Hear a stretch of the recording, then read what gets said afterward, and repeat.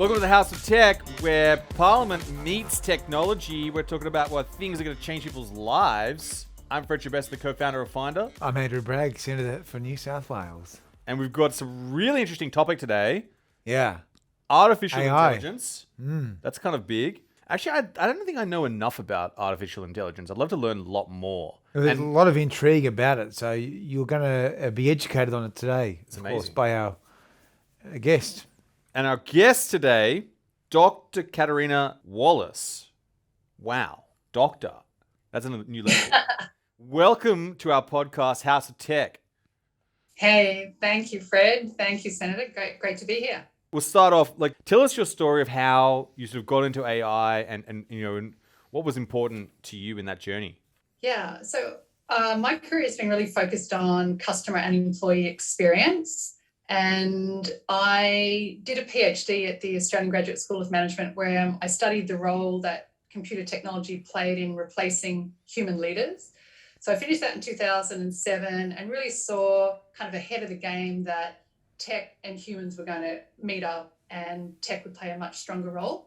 So when I finished the PhD, I set up another couple of companies, a market research firm, a human-centered design firm. And then on the back of that, I saw an opportunity to build an automated system that would help guide customers through their experiences. And to do that at scale, we needed to build machine learning.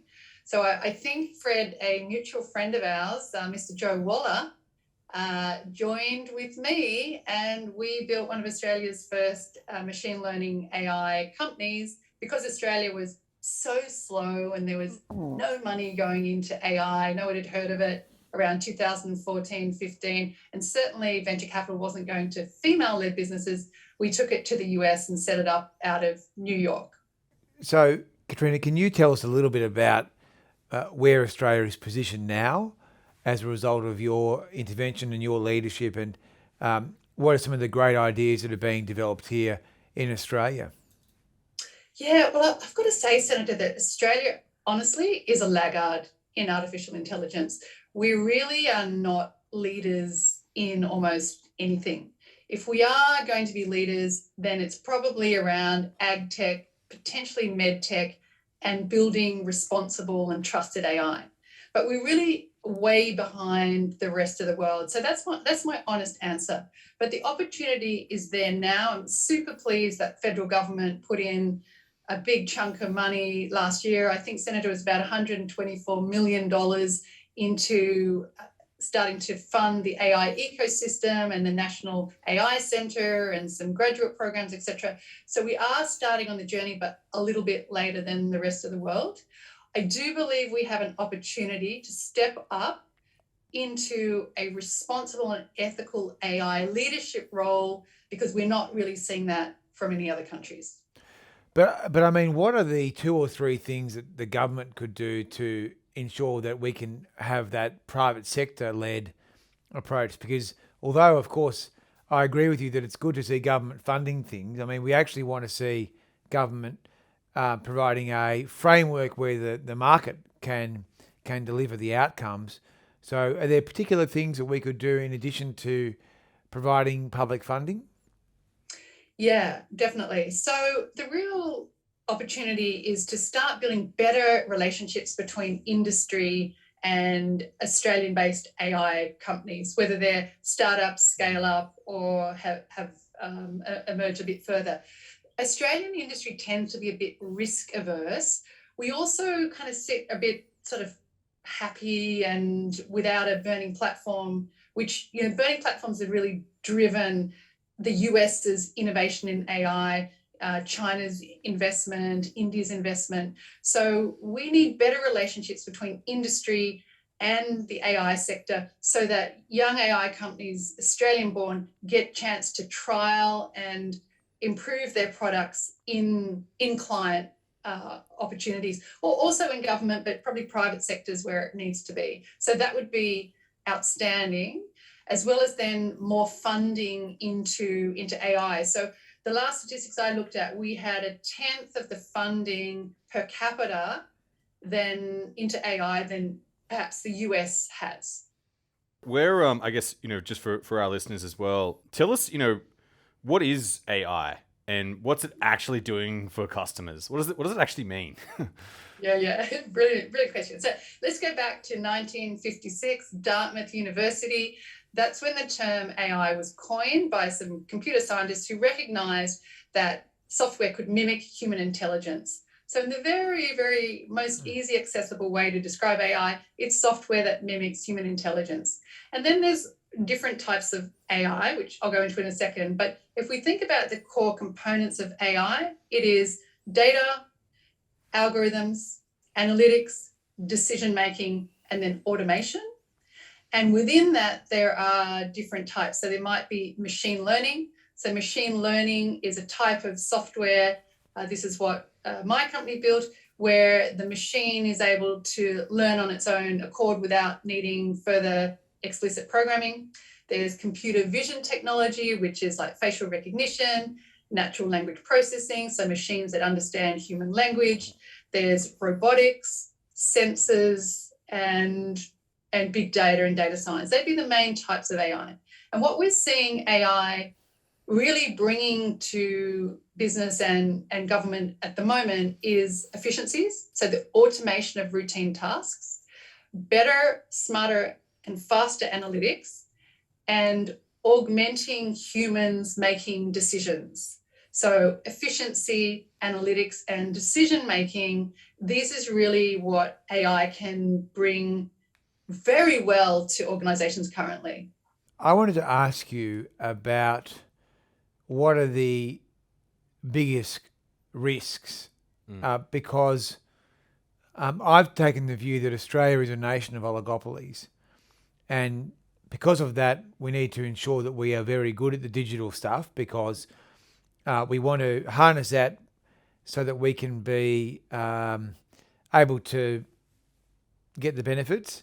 But also, the other side of the coin is if you're a nation of oligopolies and you're heavily invested into a couple of big supermarkets, a couple of big miners, and a couple of big banks, then how do you ensure you've got a plan to protect against disruption risk? So what are the industries and businesses that AI is most likely to disrupt? Yeah, this is such an excellent question, Senator. And those of us, the kind of AI thinkers in Australia, this is of huge concern to us. So go back to the beginning of your question and I'll pull some various parts out. Yep. AI has the potential to just dissolve international and national boundaries. We know that. And that's why Google can come and play a big game in Australia. Uber can come and play a big game in Australia. We have Australian farms that are run by McCain out of the US, and McCain uses AI to determine how the farmers should behave, how they should manage their crops, what yield they should produce, etc. So the real risk to Australia, unless we get on this AI train, path, plane, rocket ship very quickly, we will become a backwater country where American and probably Chinese entrepreneurs come to make money. And so this is of great concern to industries such as retail. It's already happening to retail. You can pretty much order anything from anywhere online now. It is happening to a degree in tourism. It's happening in banking. It's happening in all sectors. So no one is really immune from it. And that's what we really need to bring home to Australian industry, is that unless we really start to bring Australia's competency up to speed, we are going to be well behind. Now, I've joined a group that Richard Branson is funding called the B Team.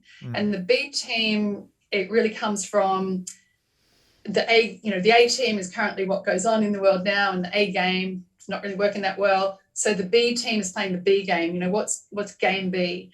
And so we've put together an AI coalition, and we're just about to invite 30 CEOs around the country of big Australian companies to come in and join us to start to help raise how AI is being done by the big corporates. And in that regard, what we're seeing their most interest in is supply chain logistics, because of course the pandemic kind of destroyed supply chain. We know scarcity is the new abundance now, so we're managing scarcity rather than abundance. And then second to that would be customer experience and customer sales would be the two areas that we believe the CEOs of Australia are interested in starting to improve using AI. So, Catriona, I love chess, and I also love computer games. ASX is chess or the other chess? Chess, kings and queens, and Oh, I thought you meant the ASX chess system. that's No one loves that. no. Actually, maybe we do. Actually, we do love it because it held our shares for a long period of time. Yeah, but they've had a few issues with it. That's true. Yeah, but no, we do like it. For clarity, we do like chess. We think they're doing a good job. They've had some issues, but they're working through them. They're working on it. With AI, I've seen some of the games in chess where computers can literally, beat the grandmasters now, and they start to create and invent moves that humans would never do. And the same thing applies in computer games with like high-end esports, where AI they create openings and things that, again, humans have never thought of or done. Do you think there's going to be AI esports in the future? Oh, for sure. No question about that. And we're seeing already the emergence of the Metaverse, which is a fully immersive virtual reality, augmented reality, mixed reality, AI-driven world where we will see games in there, plus a whole lot of other services, products, experiences from the physical world now replicated in the virtual world, where it will all be underpinned with AI and you will game against the machines. Now, what we know is that within a short amount of time, particularly in gaming, within 10 years, the machines will be far superior to their human masters.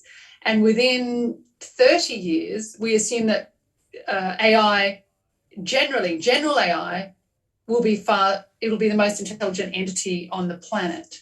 And so it's no longer science fiction that the robots and software can no longer need their human masters. To a degree, they don't now. Over the next 10 years, we'll see that in gaming, in the metaverse, and then we'll see these computers become the most intelligent entity on the planet.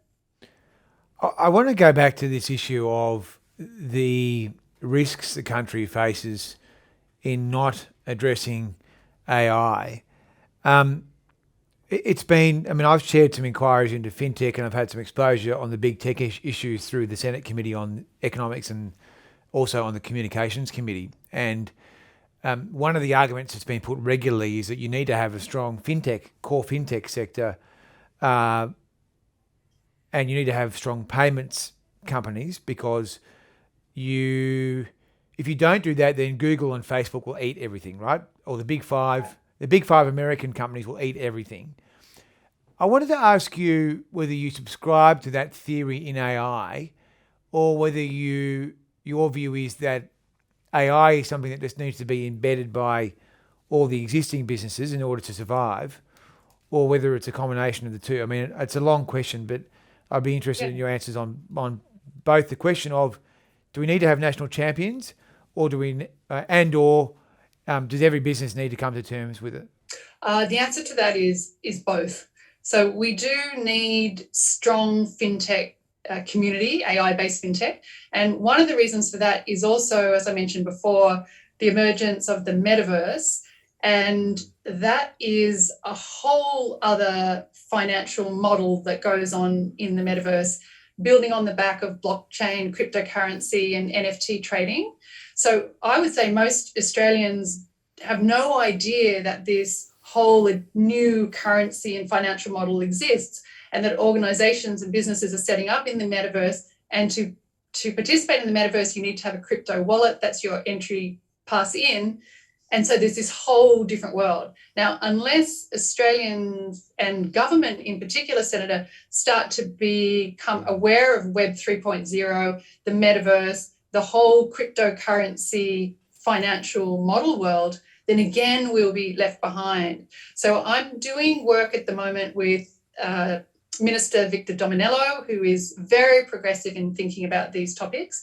And today I was just on the phone to Lorraine Finlay, the Human Rights Commissioner, also very, very interested in the metaverse and how Australia will play in there, regarding how we will do business and build financial models, and also how do we keep Australians safe and reduce risk in Web 3.0. So I do think we need fintech leaders for sure, and government leaders who know about Web 3.0 and can do something about it. My concern, Senator, with the government and politicians is typically they don't come from a technology background, and I think we need much more technology literacy at the politician level. So that's my answer to the first part. And then definitely we need all businesses in Australia to start to understand and adopt technology and AI-driven technology in order for them to remain competitive as well as to protect their markets. Well, I might just, before Fred asks you the next one, I'll just make the point that I agree that you need to have more people in politics with a broader set of experiences, but it's very hard when more normal people won't join political parties and won't put their hands up for public office. And I understand that there's a lot of drawbacks, right? But the pool of the talent that major parties have to deal with is often quite narrow, and so it is a real challenge. And so if people are interested in having a go and having their say on these things, they should get in touch with me, because we do want people to get involved in the political process. It's not about politics. It's about bringing to bear relevant experience and applying it in the national interest. Yeah, I think that's a great summation, and that's certainly what I'll do with the New South Wales Government Minister Dominello, with the Human Rights Commissioner, and any other politician that wants advice on AI and the metaverse. But Fred, it sounds like that might have been the Senator calling you for a potential political future. Now, what do you reckon? You'd be great. I reckon you just nailed it. You're gonna run next election. I just Too late this time. Maybe 20. I'm not sure if that's my. I don't think anyone would vote for me. Well, I'd look at you pretty close, I reckon. Yeah, I reckon you get at least one. One vote. Well, that's I appreciate that. Well, I think you're good. I'm gonna up my. We've got this new thing, Catriona. We're doing romantic gestures, and so I'm upping my romantic gesture after that. I just added to your balance in terms of my what I'm gonna do.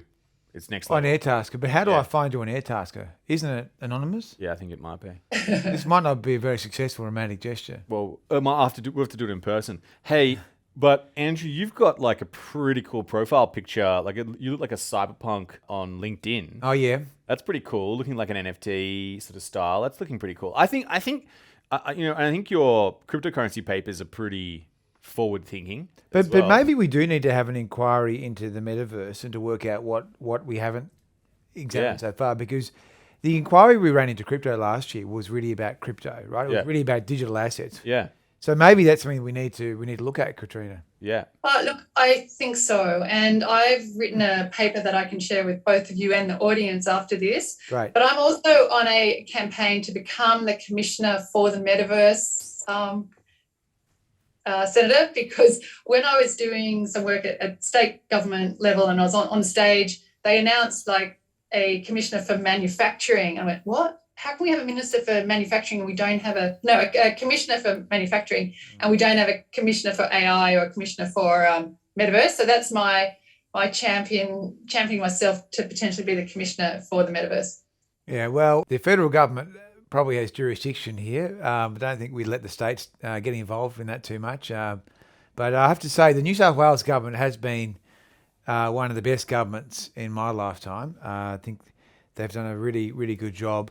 And I mean, I wouldn't say about every Liberal government, but it's been an outstanding government. That's awesome. What are you looking at, Catriona, when it comes to AI? Like, what are you looking at going, wow, that's new, that's changing. What should our listeners know? What's coming up? Yeah. So I chairing the venture capital fund and accelerator BOAB AI. I get to see a lot of the scale-up AI companies coming through, and still they're pretty much focused on analytics, data sharing, and applying analytics to logistics or to scheduling or rostering. So we're still in Australia at the stage where it's advanced analytics applied then to automation, so automating supply chains or automating pharmacies or automating hospitals, etc. So that's really what we're seeing now. We're seeing a few cool robotics companies, but we want to actually start to see more Web 3.0 companies coming through. So I'm associated with Artesian Capital, and we're very interested in looking at how might we fund some young Australian companies that want to set up in the metaverse or in Web 3.0. I think this is an opportunity because we kind of missed the AI race. Now that we're faced into Web 3.0 and the metaverse, if we could start to really encourage and bring forward Australian-based companies ahead of the game now, given that we know Meta is putting 10,000 employees on to build their metaverse in the next 5 years, we need to get ahead of the game and start funding Web 3.0 companies. I also wanted to ask you, Catriona, about the issue of women in leadership and having led an ASX company that would make you one of very few women CEOs. What advice do you have? What are the things that people can do to become the boss or to take on a senior role? Yeah, look, this is a topic very close to my heart because truthfully, as the CEO of an ASX listed company, it was a very brutal job. So, when the share price was good and everything was going well, and remembering we were an AI startup based out of America, so that it was an enormously difficult task. And when things were going well, the investment community was very supportive. When things weren't going so well, when we had to pivot or we lost a client, it was brutal. And a lot of it was very misogynistic as me as a female leader. So I would say there's a lot to do in cleaning up the ASX and the whole the capital markets investment community about how they treat probably not only the female leaders, but also the male leaders. I know it's not just me that got a hard time. Yeah. And look, I, as all ASX CEOs, take responsibility. If the company is not performing, then it's on our heads. But the way some of that feedback is given was just misogynistic and brutal. So women came to me to say, I'm thinking about listing my company on the ASX. And we were the second only women-led, so we were woman CEO, woman chair, to ever list on the Australian Stock Exchange in 2016, which is terrible, right? That's like, wow, why is that the case? But I see now, because it's a hyper-masculine environment, and a lot needs to change for women to be safe and to be comfortable to lead in those environments. So that's one thing I say. Second thing we talk about is the pipeline problem. So a lot of emphasis goes into, there's not enough girls studying in primary school. There's not enough girls studying in high school or in tertiary education. Now, remembering that we need 160,000 more data scientists in Australia by 2030, which is one of the CSIRO's statistics, and we need at least half of those to be female, because at the moment, only 1 in 10 jobs in AI is held by women, and leadership would be a minuscule part of that. We need to understand that it's not just about education. Where we see women starting to peel off is when they get into these organizations, particularly the large tech companies, and they experience structural inequity within the business. So they make it all the way through education, and they make it through the gateway of recruitment, and they make it into the company, and then that's where they start experiencing structural inequality, and that's often between the age of 30 and 45. The work becomes meaningless. They don't feel that they can progress or are supported, and they will peel off. They'll peel off to go and have family, to go into another business, to start their own business. And the tech sector needs to do a lot more to hold those women once they're in the company, rather than just thinking it's the pipeline problem. Okay. Well, Catriona, I was going to ask, both Andrew and I have daughters, and it's always hard to one of my daughters just started high school, and I'm obviously always trying to encourage her to, where she can and what she loves to do. She loves to play computer games. I don't know where she gets that from. Actually, they both do. But what's one thing you think parents can do to support and help their kids to take on and learn technology? Yeah, well, one of the things, and I know this is quite controversial, but when we hear parents go, oh, the kids are having screen time and there's too much screen time, they're playing games and it's a terrible thing. Well, it can be very terrible if it's not balanced with their diet and exercise and having time out in nature and socializing. But actually, we need these young kids to have 10,000 hours of deep gaming or technological experience for them to be the problem solvers and the leaders of the future. So I think parents should perhaps just be open-minded to it's not all this kind of paradigm of technology is bad and we should keep them off the devices. We need those kids on the devices, but in a way that's healthy. So that's one thing I'll say. And then the second thing is for parents not to discriminate between their sons and their daughters. Give them both opportunity. Encourage them both to be on tech, to be learning tech, to be gaming, to be building their own tech. The girls it needs to be normalized for them. And then the third thing would be we need to put more role models in front of the girls. We need to have them see females who are in tech and who look like them, sound like them, having a cool life and are doing well. Well, Mario Brothers is hard to beat, I've got to say. Do you still play? Every now and then. Do you play Mario Brothers, Catriona? We play a lot of Minecraft. Yeah, Minecraft was my kids as well. Fortnite was my kids. I'm now in the Metaverse doing Beat Saber. Cool. So there's two things I need to ask you because this is a serious podcast, but if Fred had his way, it would only be serious. But I like just to ask a couple of lighter questions. And it's a double banger and they're not related. But the first one is, would you go to space if you could now? And also, what's your favourite food? Yeah, I would absolutely go to space if I could now. That is the next frontier. And for me, it's expanding human consciousness beyond this world is what we need to do. I also know that the psychedelic renaissance is on foot at the moment, and a lot of the big tech CEOs and space travelers have used psychedelics to help them determine how we expand our consciousness. So I'm going to plug the psychedelic renaissance. I'm going to plug that space travel is absolutely something I would do. And my favorite food at the moment, I'm vegetarian, would have to be, I know this is so rank, but tofu. Oh, yeah, like the Japanese style? Yes, yeah, not just like the soggy, supermarket stuff, something fancy Japanese with teriyaki or some fancy sauce. Yeah, Japan, I think, is my second favorite country. And it is a house of good food. I mean, if we were doing a food podcast, we'd call it the House of Food, I guess. Yeah, but we're not. Maybe next life. So that is fantastic, Catriona. We wanted to thank you very much for your time. That is a wrap for today's program. There is more information in the show notes at finder.com.au/House of Tech. Yeah, and don't forget to leave a review where you listen to your podcasts. If you like this episode, tell a friend. Get on your instant messaging and tell a friend about this awesome podcast. That's the way podcasts spread. Do your friend a favor. Catriona, thank you so much for joining us. It's been awesome.